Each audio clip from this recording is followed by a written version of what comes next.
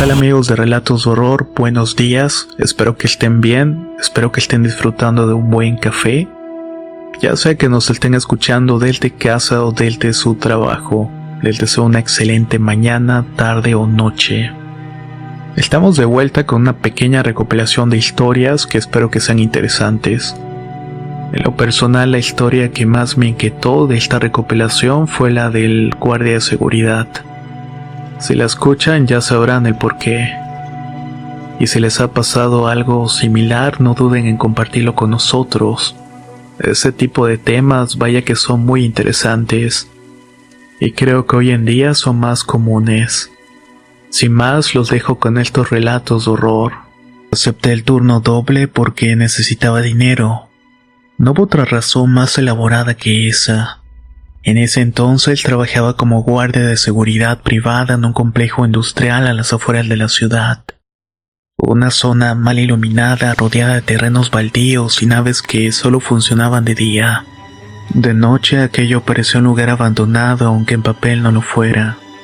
El turno normal era de 12 horas, de 7 de la noche a 7 de la mañana.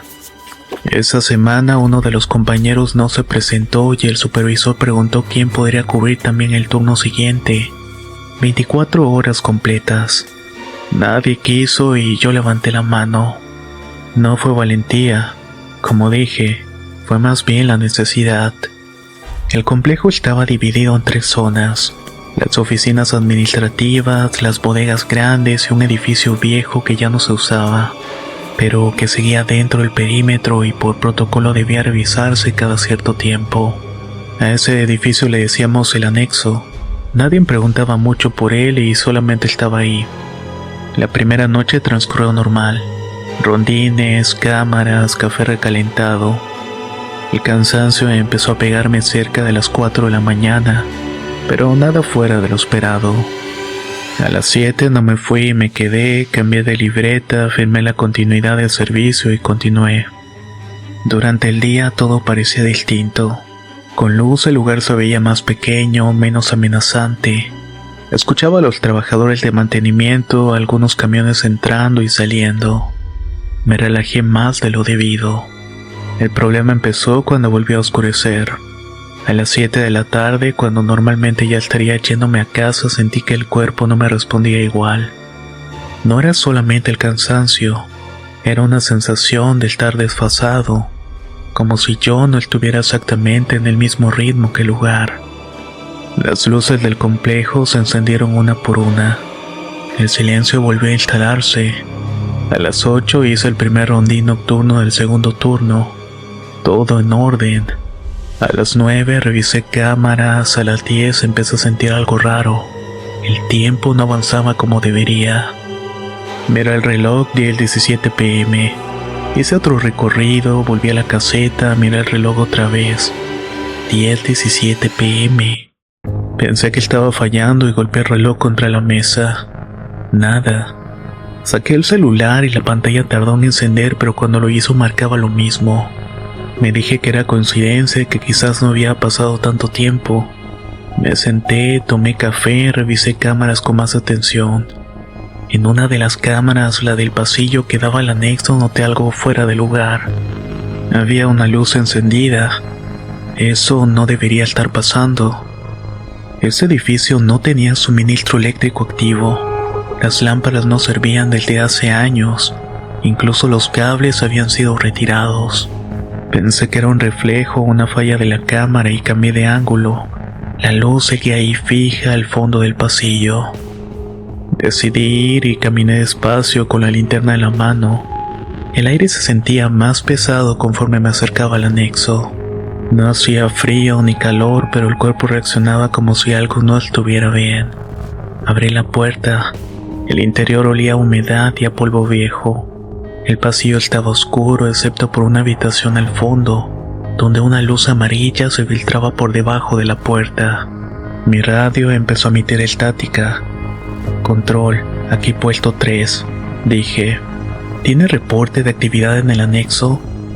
Solo escuché ruido y avancé un poco. Cada paso se sentía más lento, como si el sol ofreciera resistencia. La luz no parpadeaba y era constante. Me detuve frente a la puerta y escuché voces. No eran claras, no podía distinguir palabras, pero sonaba como una conversación normal. 2 o 3 personas hablaban sin elevar la voz, como si estuvieran en una oficina cualquiera. Toqué la puerta y las voces se detuvieron de golpe.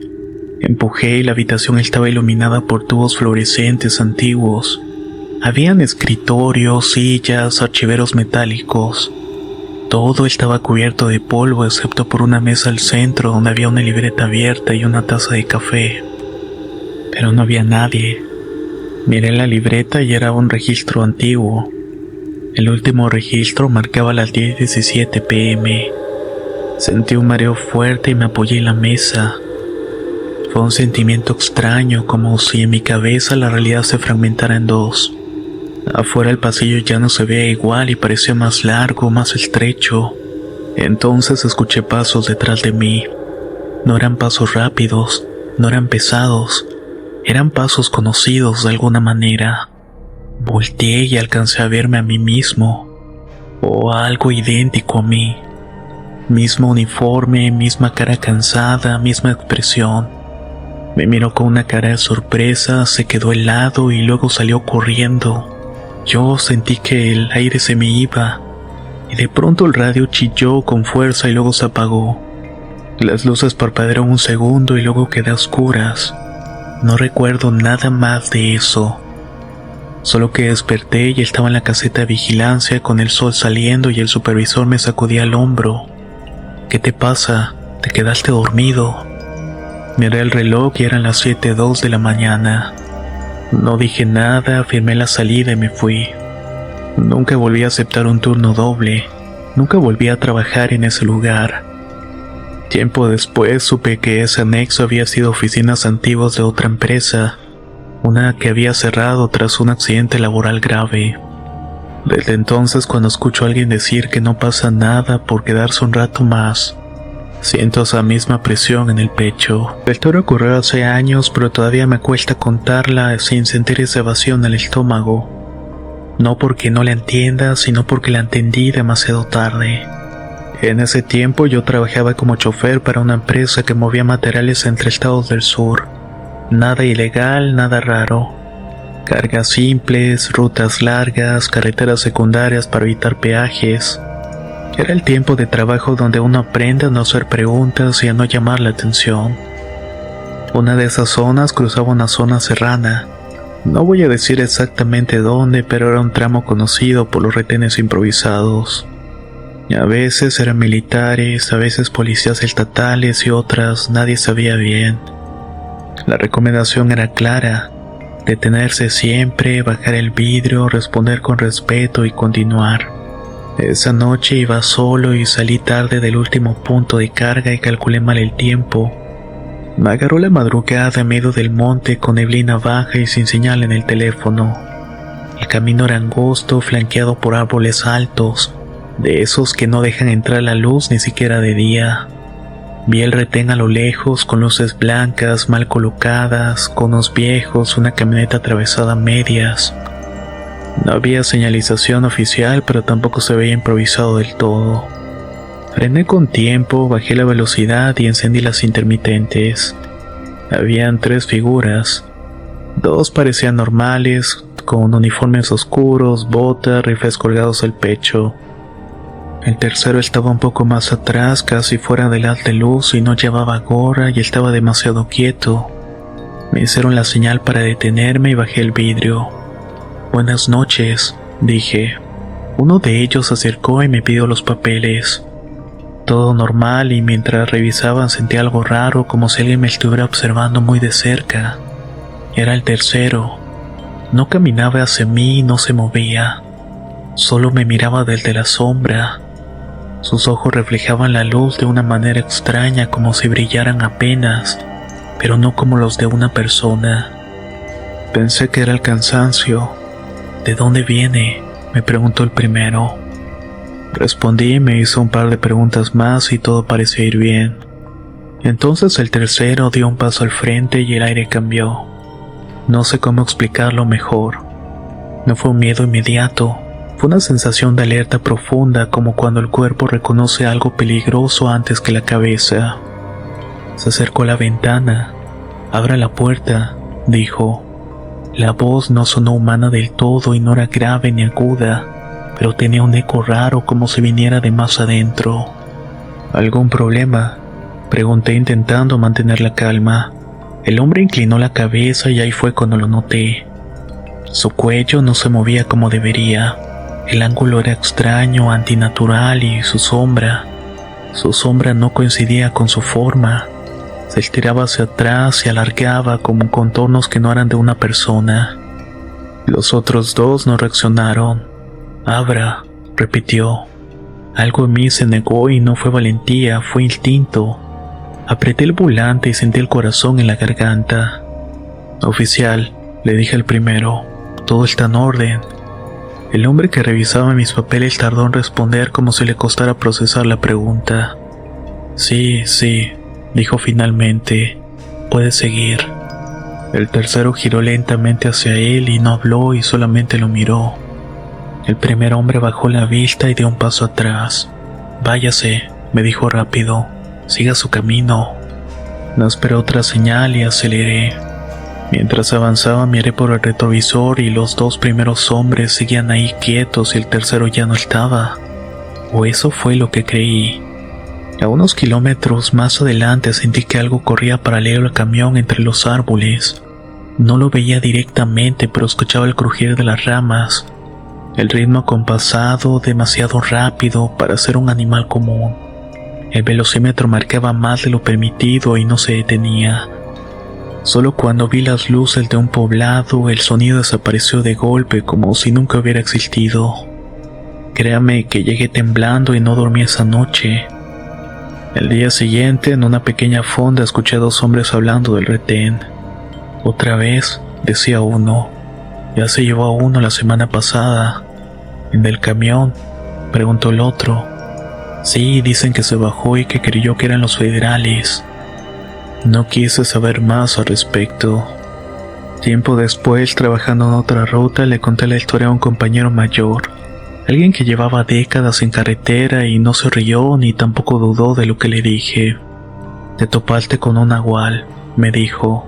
«No todos atacan, algunos cuidan y otros prueban, y otros se cobran». «¿Por qué a mí no me hizo nada?», me miró serio. «¿Por qué no te bajaste? ¿Por qué no le diste permiso?». Desde entonces entendí algo que muchos ignoran. Hay retenes que no están para revisar papeles, están para ver quién obedece sin pensar, quién se entrega y quién cruza sin respeto. Yo cambié de rutas, evito manejar de noche en zonas así, y cuando veo luces mal colocadas en medio de la nada no pienso en autoridades ni en delincuentes. Pienso en eso que me pasó hace años y que no quiero volver a repetir. Yo no supe de esto hasta mucho después, cuando ya nadie quería hablar del tema en voz alta. Me lo contó una amiga que trabaja como maestra suplente en una primaria pública, de esas que están en colonias donde todo pasa demasiado rápido y al mismo tiempo no pasa nada bueno. Ella no es dada a exagerar, es más, siempre ha sido de las que buscan explicaciones lógicas antes de aceptar cualquier otra cosa. Por eso cuando me dijo no estaba en la lista con esa seriedad rara, supe de que no fue una frase al azar. Todo ocurrió durante un ciclo escolar normal, sin huelgas y cambios administrativos importantes. Un grupo de tercer grado, 30 y tantos niños, un salón apretado y calor constante. El problema empezó un día lunes. Ese día mi amiga llegó temprano para pasar lista como siempre. Nombre por nombre, respuesta por respuesta. Cuando terminó notó algo extraño. Había un niño sentado al fondo, justo a la ventana, que no había respondido. Pensó que simplemente se le había ido el nombre. «¿Cómo te llamas?», le preguntó. El niño levantó la vista despacio. «Ya lo dijo», respondió. No fue grosero, no fue retador, solamente fue seco. Ella volvió a revisar la hoja, repasó los nombres, contó los niños y el número coincidía. Todo estaba en orden excepto que ese nombre no aparecía por ningún lado. Pensó que podía ser un error administrativo, que un alumno de nuevo ingreso no sería la primera vez, así que simplemente continuó la clase. Este niño no habló más en toda la mañana, no pidió ir al baño, no sacó cuadernos, no molestó, no participó. Solo estaba ahí mirando al frente o por la ventana. Al final del día preguntó en dirección. ¿Entró algún alumno nuevo en tercero? La secretaria revisó los registros y dijo que no. ¿Algún cambio de grupo? Nada. Un niño con suéter gris sentado hasta atrás. La mujer levantó la vista confundida y le preguntó de qué niño estaba hablando. Al día siguiente, el niño volvió a estar ahí en el mismo lugar con la misma ropa. Mi amiga decidió preguntar a los demás alumnos: ¿quién es él? Los niños se miraron entre sí y algunos se encogieron de hombros y otros evitaron mirarla. Siempre ha venido, dijo una niña. No más que a veces no viene. ¿Cómo que a veces no? A veces no está cuando pasamos lista, dijo otro, pero luego sí. Eso no tenía sentido. Durante esa semana empezó a notar cosas pequeñas pero inquietantes. El niño no aparecía en los registros digitales y no tenía mochila identificable. Su cuaderno no tenía nombre y cuando ella se acercaba a revisar su trabajo las hojas estaban en blanco, pero él decía haber escrito. ¿No lo ve?, le preguntó una vez, señalando el cuaderno.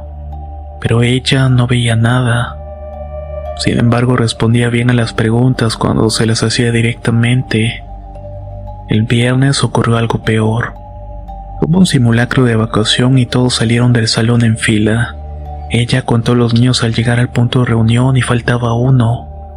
Regresó corriendo al salón con el corazón acelerado y el niño estaba sentado en su lugar.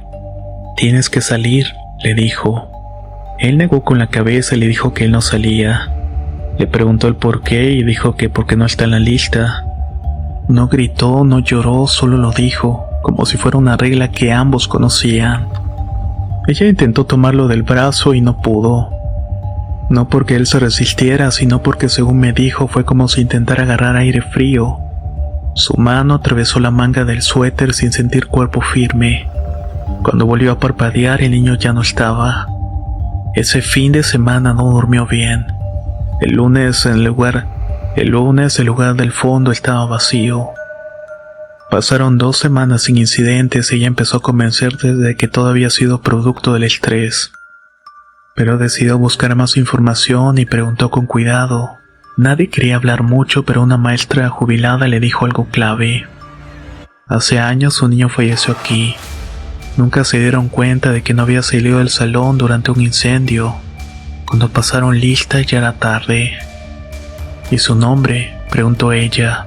La mujer negó con la cabeza. Nunca estuvo bien registrado, por eso el problema. Nunca estuvo en la lista correcta. Después de eso, mi amiga pidió un cambio de escuela. Me dijo que según supo después, el niño sigue apareciendo de vez en cuando. Solo cuando alguien nuevo llega o cuando alguien aún pasa lista sin saber que hay nombres que faltan. Nunca fui de creer en cosas raras.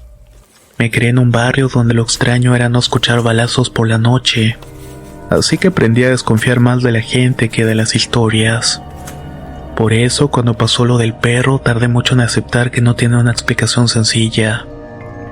Todo ocurrió hace unos años cuando trabajaba como repartidor entre pueblos pequeños.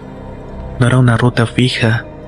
Un día iba hacia la sierra y otro hacia zonas más planas, carreteras secundarias que casi no aparecen en los mapas grandes, caminos donde uno aprende rápido a no manejar de noche si puede evitarlo.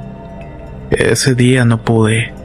Se me hizo tarde descargando mercancía y tuve que tomar una carretera vieja, de esas de 2 carriles, sin acotamientos, rodeada de monte bajo y parcelas. Era un tramo corto según yo, unos 15 minutos antes de incorporarme a una vía más transitada. A la mitad del trayecto hay un puente.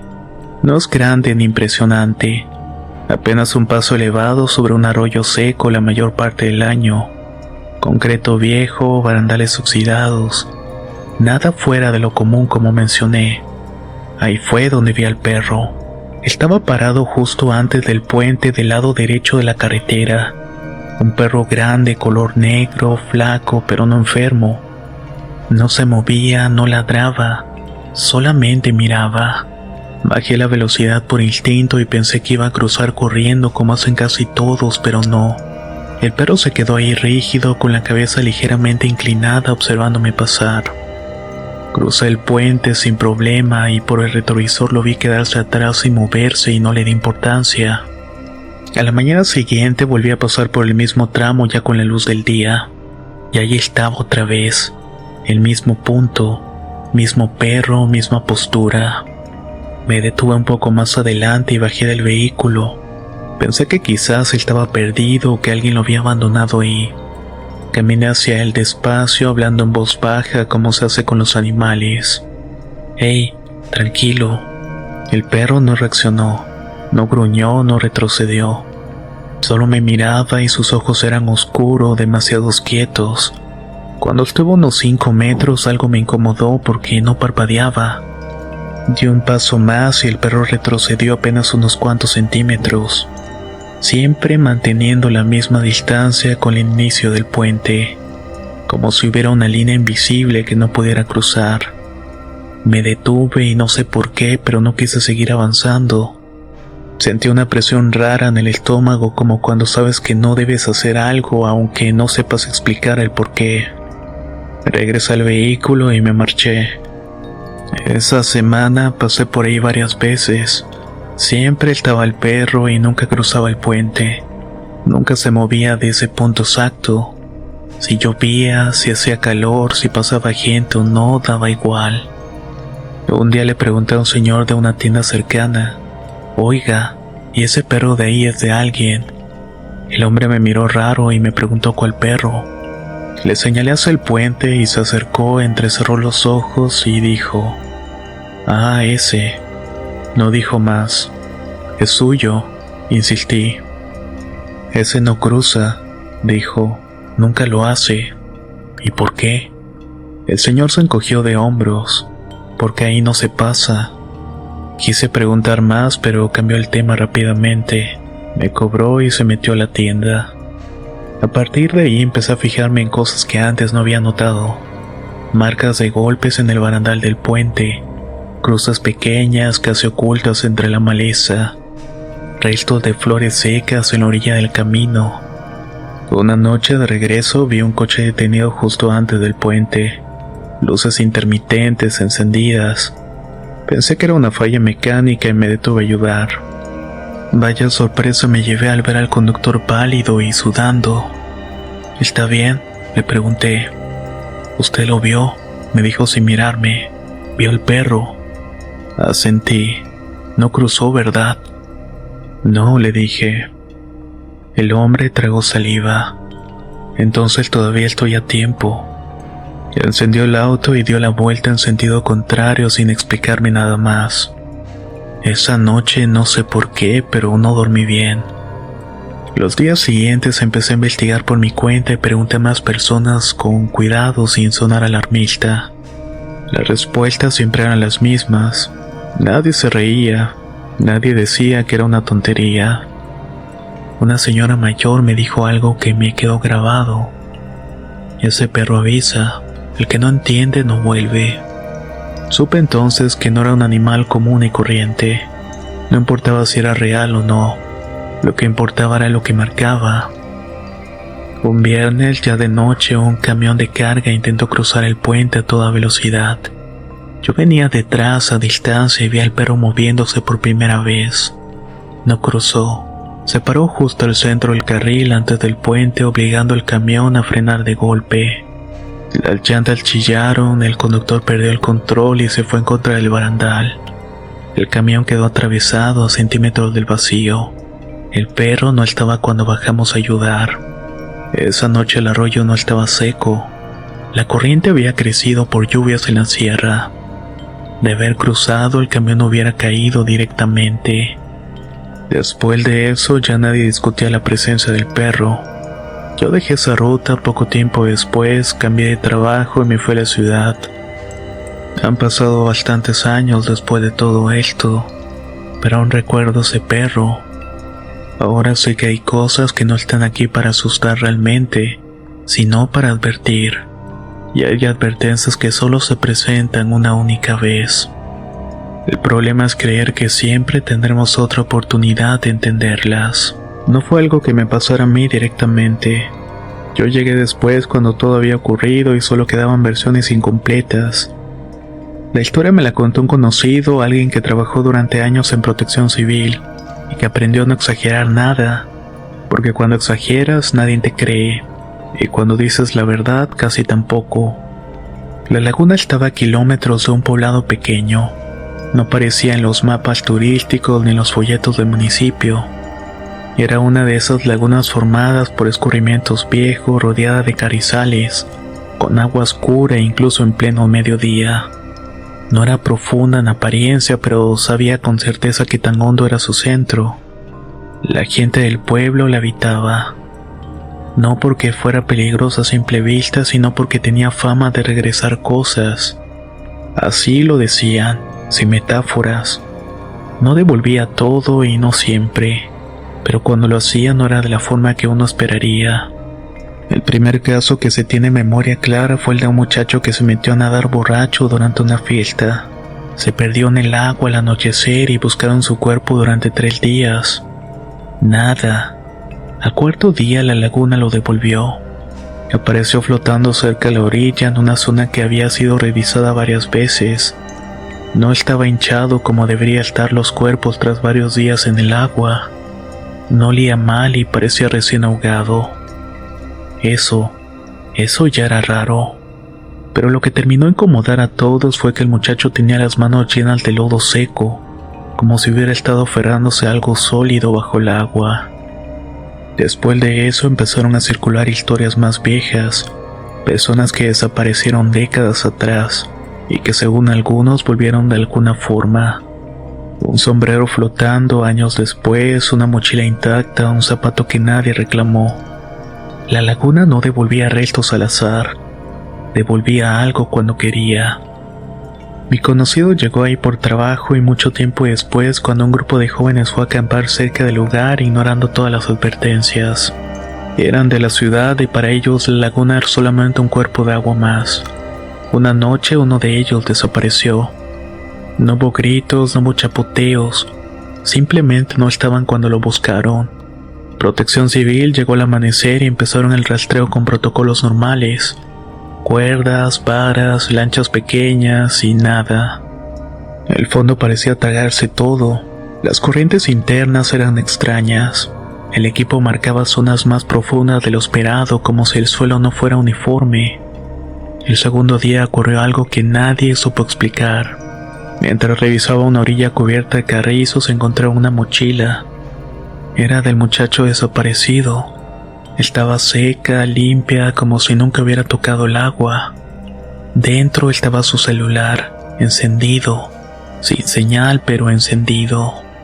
El teléfono no tenía fotos nuevas ni videos, pero el registro de llamadas mostraba algo inquietante. Varias llamadas salientes hechas durante la madrugada. Todas al mismo número, el suyo propio, como si hubiera intentado llamarse a sí mismo. Esa noche uno de los rescatistas aseguró haber visto movimiento en el centro de la laguna. No ondas normales, era algo más lento, circular, como si el agua respirara. Nadie quiso decirlo en voz alta, pero todos lo pensaron. El tercer día decidieron suspender el operativo activo y dejar vigilancia. La familia presionaba, pero el ambiente ya era otro. No era solamente una búsqueda, sino era más bien una espera. La laguna devolvió algo al amanecer. No fue el cuerpo completo, fue parte de él, colocado cuidadosamente entre los carrizos como si alguien lo hubiera dejado ahí. El corte era limpio e imposible de explicar con animales o herramientas improvisadas. El rostro tenía una expresión extraña, no de dolor sino de sorpresa. Y había algo más. En el pecho, marcadas en la piel, había huellas. No eran mordidas, no eran rasguños. Parecían marcas de presión como manos, demasiadas manos. Después de eso cerraron el lugar. Oficialmente por seguridad. extraoficialmente porque nadie quería seguir ahí. Mi conocido se quedó hasta el final y fue uno de los últimos en irse. Antes de marcharse, un anciano del pueblo se le acercó. No había participado en nada y solo observaba desde lejos.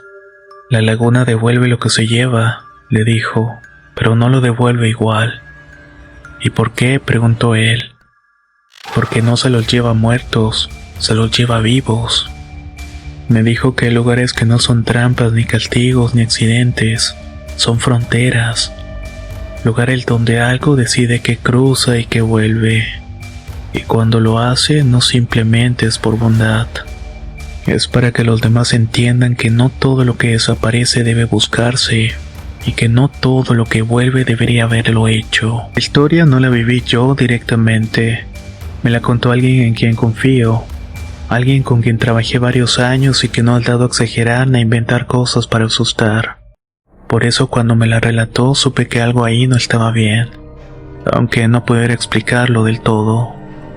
Él trabajaba como encargado de logística para una empresa que daba mantenimiento a antenas de telecomunicaciones en zonas altas.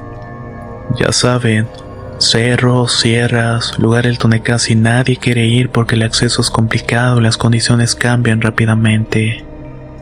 A veces el problema no era el tiempo, sino el entorno. Uno de esos sitios estaban en un cerro cercano a un poblado pequeño, de esos donde la niebla baja sin avisar y el viento no deja escuchar bien lo que dicen los demás. Ahí había una torre vieja instalada desde hacía años, que necesitaba revisión urgentemente. La señal fallaba y la empresa no quería perder el contrato, así que mandaron a un ingeniero nuevo. No era su primer trabajo de campo, pero sí la primera vez que le tocaba un punto así de aislado. Era joven, preparado, muy seguro de sí mismo, de los que confían más en los planos y los números que en lo que dice la gente del sitio. El ascenso a la torre se hacía a pie y era un camino estrecho de tierra que serpenteaba entre árboles y rocas. No era peligroso en sí, pero sí cansado. Por eso siempre se recomendaba subir temprano y bajar antes de que oscureciera. Ese día no lo hicieron. El ingeniero llegó tarde al poblado y hubo retrasos con el transporte del equipo y discusiones con la central. Cuando por fin empezó el ascenso y lleva entrada la tarde, los técnicos locales le dijeron que lo dejara para el día siguiente. Subo, reviso rápido y bajo, les dijo. No tardo. No fue una orden, sino más bien una afirmación. Subió solo y desde el pueblo lo vieron avanzar por el camino hasta que la neblina lo fue cubriendo poco a poco. No era raro ya que la torre estaba más arriba, casi siempre envuelta en nubes bajas. Pasó una hora, luego 2. Cuando empezó a oscurecer, los técnicos se inquietaron e intentaron comunicarse por radio y nada. Llamaron al celular y obviamente no había señal. Decidieron subir 2 de ellos con linternas. Llegaron hasta la mitad del camino cuando escucharon algo que los detuvo. No era un grito, tampoco una voz clara. Era más bien un sonido largo como un arrastre, como si algo pesado se moviera lentamente entre los árboles. No siguieron. Regresaron al pueblo y avisaron y esa noche nadie subió. A la mañana siguiente organizaron un grupo más grande. Subieron con calma, revisando el camino. No encontraron herramientas tiradas, ni marcas de caída, ni señales de forcejeo. La torre estaba intacta. Arriba, en la plataforma, encontraron la mochila del ingeniero, su casco, sus guantes. Todo ordenado como si se hubiera quitado el equipo con cuidado. No hubo rastros de él. Buscaron durante días, llegaron rescatistas, policías, gente de la empresa. Peinaron el cerro, los barrancos cercanos, el monte y nada. Lo extraño fue que no había indicios de accidente, no había sangre, no había huellas claras de bajada, como si nunca hubieran dejado la torre o como si no hubieran vuelto a tocar el suelo. Con el tiempo la historia empezó a cambiar dependiendo de quién la contara. Algunos decían que el ingeniero se había desorientado y había seguido subiendo, un poco más allá del punto donde ya no había camino. Otros decían que había resbalado en la niebla y caído por un barranco profundo, pero los técnicos locales tenían otra versión. Decían que hay lugares donde no se baja si no se pide permiso, que no todo cerro es solamente tierra y piedras, que a veces cuando alguien sube con prisa, con soberbia o sin respeto, el camino se cierra para él. Un mes después, un velador aseguró haber visto una figura arriba en la plataforma de la torre durante la madrugada. No distinguía rasgos y solamente veía una silueta quieta de pie mirándose el pueblo. Cuando enfocaba con la linterna, la figura desaparecía. La empresa cerró el caso, declararon al ingeniero como desaparecido, cambiaron al personal y durante un tiempo nadie quiso subir a esa torre. Años después, mi compañero tuvo que volver a esa zona por otro trabajo. Ya nadie hablaba del ingeniero y la torre seguía funcionando. Una tarde, mientras cargaba equipo, le preguntó a un anciano del pueblo si recordaba lo que había pasado. El hombre asintió y le dijo que sí, el que nunca bajó. ¿Por qué dicen eso?, preguntó mi compañero. El anciano miró al cerro. Porque bajar no siempre es volver. A veces es soltarse del lugar y él no supo serlo. Esa noche, desde el pueblo, mi compañero vio una luz encendida en la torre, aunque no había nadie trabajando ahí. No parpadeaba, no se movía. Y al amanecer ya no estaba.